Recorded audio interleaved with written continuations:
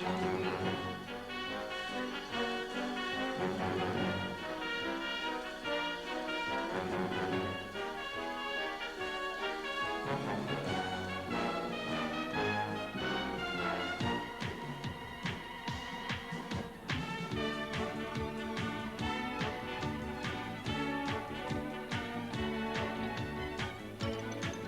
and welcome to our Friday night movie, The Buddy Holly Story.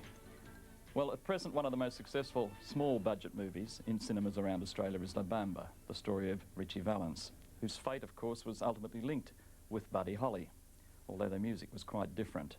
If Ritchie Valens and his music have recently been rediscovered, as I think they have through a film like La Bamba, Buddy Holly's music and the man himself have never been really forgotten. This film, made in the late 70s, proved the music had lasting appeal then, and it still does today.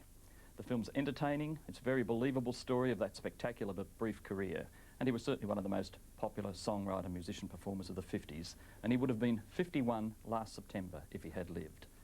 The script for the film by Robert Gittler allows for plenty of humour in the telling, and the direction by Steve Rash, who was making his debut with this film, is excellent. It's a direct, fresh, stimulating film, and it's got a great performance from Gary Busey in the central role of Buddy Holly. A lot of the music in the film is incidentally performed and recorded live on the soundtrack. And it says a lot for Busey and his fellow actors and performers and players that one forgets very quickly that the music is actually coming from this group and that the voice of Buddy is actually that of Gary Busey.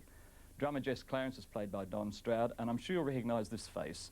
The bassist, Ray Bob Simmons, is played by Charles Martin Smith, who's presently on the cinema screens around town, not in La Bamba, but as one of Elliot Ness's Untouchables.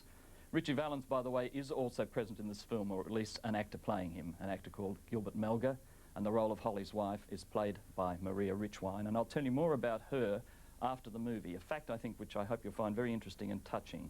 In the meantime, let's go back to the 50s.